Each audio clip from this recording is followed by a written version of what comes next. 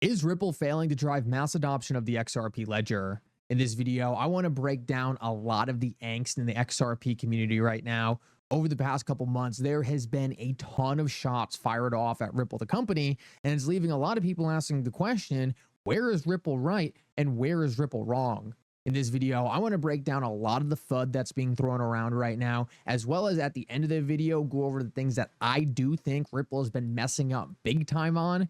Guys, this is a video that I believe is going to be very controversial, but I think it's really important to give you a better understanding of where I think it's just flat out FUD and where I think there are some legitimate concerns. Like always, your support means so much to this channel. Thank you to everyone who takes the time to like these videos and subscribe to the channel. These two simple things really do mean so much. Also, if you ever need a place to buy some XRP, make sure to check out my favorite exchange, Uphold, down in the description of this video. With that said, let's jump right into it, and I hope you guys enjoy the content. So I think it's important to start off a video like this with some historical context. Ripple has never been a popular company in the cryptocurrency industry. And the main reason that is the case is because Ripple really took a much different view than most of the other cryptocurrency companies. Ripple took a view that cryptocurrency technology was going to be absolutely critical to the financial system. But they did not think cryptocurrency technology was going to disrupt the financial system from the ground up. Instead, they thought it was going to disrupt the financial system from the top down. Now, this created a massive dichotomy between how Ripple looked at the market and how the rest of the cryptocurrency companies looked at how they were going to change the financial system. Most of the other cryptocurrency companies out there and most of the other cryptocurrency projects really focused on putting these tools in the hands of individuals and hoping there was going to be a grassroots movement to essentially overthrow the monetary system as we know it today and take down big governments. Ripple had a completely different approach. What Ripple wanted to do was go to the governments, go to the big banks, go to the big payment providers, give them cryptocurrency technology to adopt. It's two completely different views of looking at the market. But because Ripple was really helping support a lot of the players that the other cryptocurrency people wanted to disrupt and take down, Ripple was really looked at as the bad guys in this entire thing. Now, my opinion on this is a little different. I personally think Ripple has the right approach and has continued to have the right approach.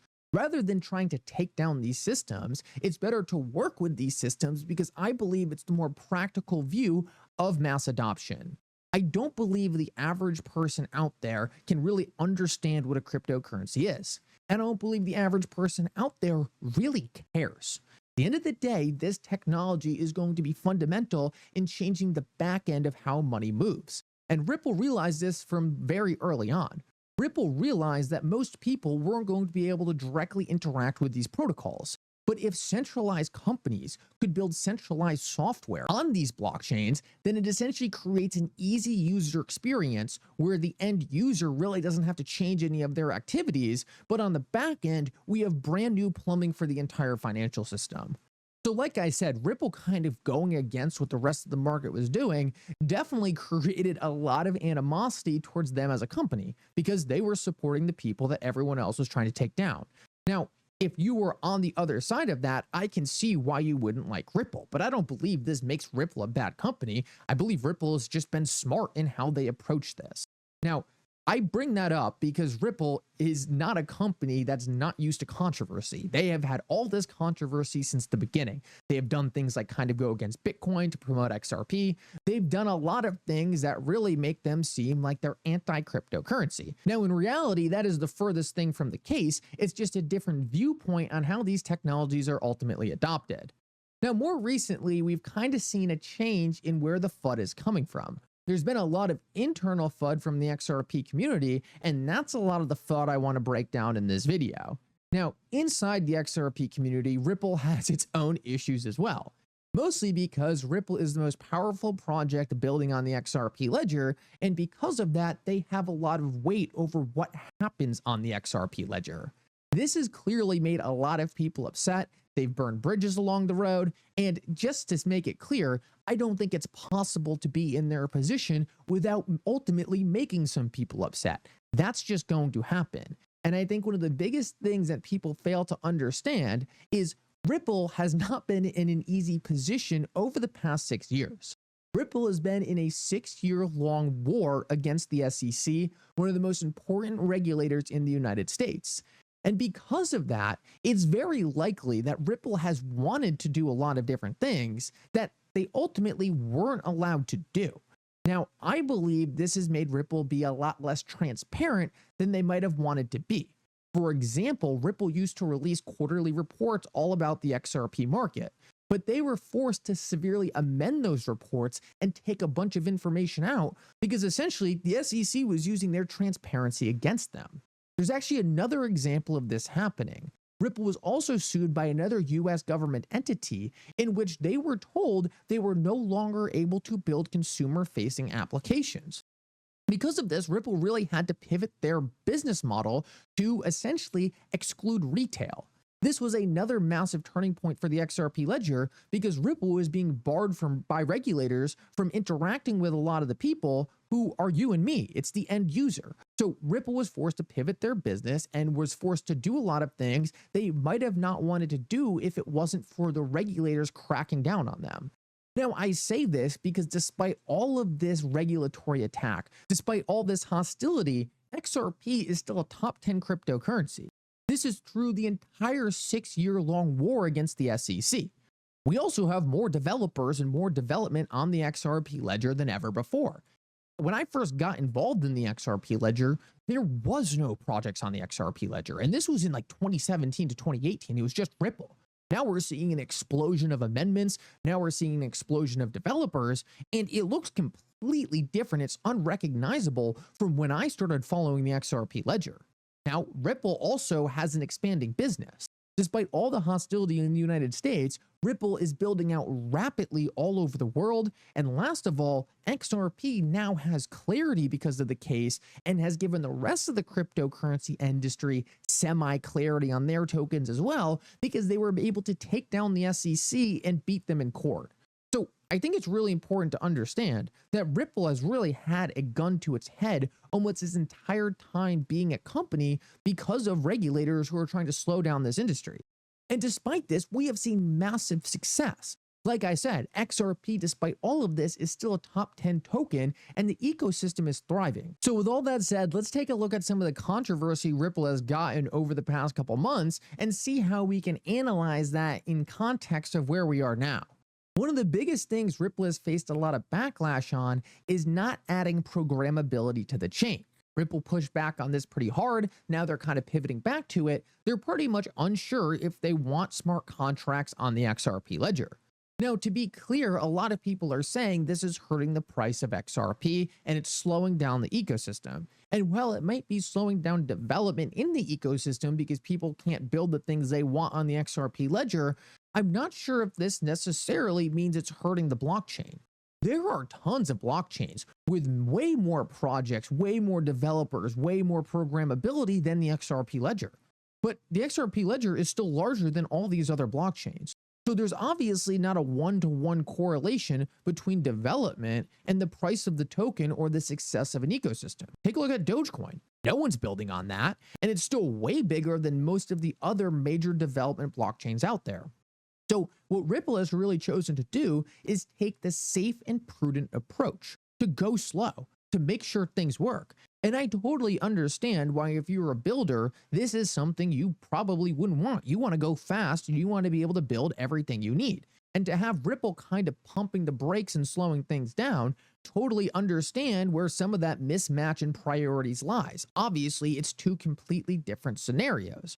But I really do think that as it stands, the most important thing for the XRP ledger is its security. The most important thing for the XRP ledger is that it never has any downtime. It never goes down. It remains up and running and stays the perfect blockchain for payments.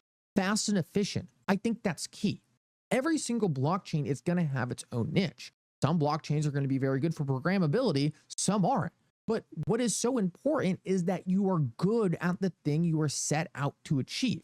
And the XRP ledger is better at payments than almost every other blockchain out there. And because of that, I don't think it makes sense to sacrifice that to try to add something that can just be done on another chain.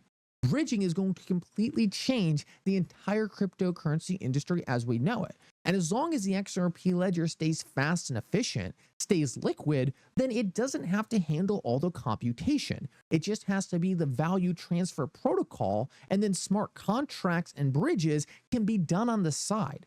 That allows people to go do the computations they need off chain of the XRP ledger and just use the XRP ledger for what it's made for, moving value fast and efficiently. Now, there's a lot of debate on what the best setup is for the XRP ledger, but I don't think there should be debate in the fact that no matter how the XRP ledger changes going forward, it should change in the safest way possible and in a way that's going to preserve its ability for fast, cheap transactions. Now, with all that said, I do want to talk about a couple things now that we're at the end of the video where I do think Ripple has made some mistakes. I think despite the fact that they have had the gun to their head, I think some of their communication to the community could have been better throughout this entire thing. Now, it's hard for me to really get too much into this because for all I know, the SEC was watching all their communications, didn't want them speaking to developers, all these different things. Who knows? But there clearly has been a misalignment in what Ripple wants the XRP ledger to become and what a lot of the developers have wanted the XRP ledger to become. And I hope that gets kind of changed moving forward. I hope Ripple is able to bring people together more because I think so far that has been kind of a failure by the company. I don't think it's been a complete failure. Like I said, developers are still growing, development still growing, but it's clearly not a perfect situation right now by any means. Now, the other thing I think Ripple kind of has messed up is kind of their ability to get on the right side of regulators in the United States. They have done a great job in other countries of getting on the right side of regulators. And if you look at a project like Ethereum, they have done a great job on getting on the right side of regulators in the United States. Bribes or what?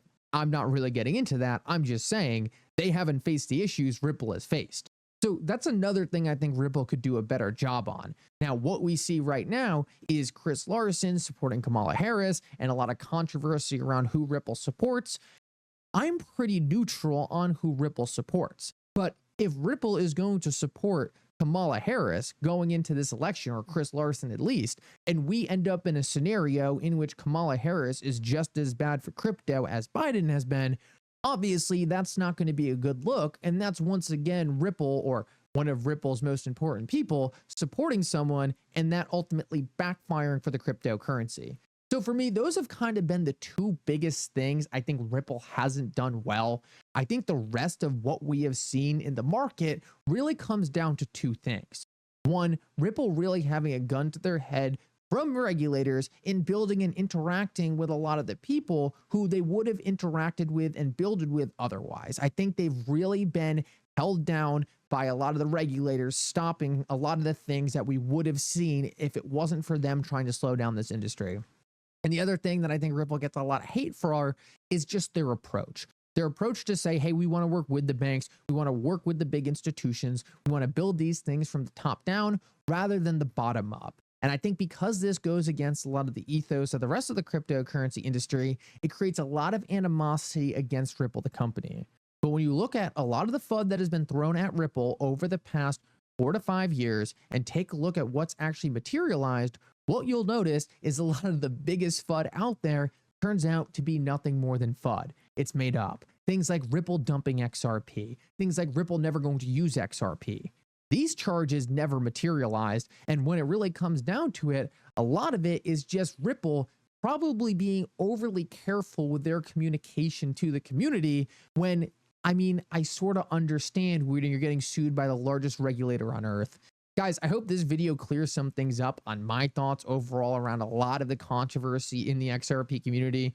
Overall, I think we're going to continue to see it, but what I really want to make clear is I don't think it matters. It's always been there. It's never been significant. XRP is still a top 10 token, and I think so long as Ripple continues to work to increase communication with the community itself, and I think that's going to improve as regulators kind of get pushed away, I think this ecosystem is still absolutely perfect to dominate the future. I think the XRP ledger in no question is going to remain a top 10 blockchain and could easily be a #1 blockchain one day. Guys, let me know what you think. But for now, Mickle out.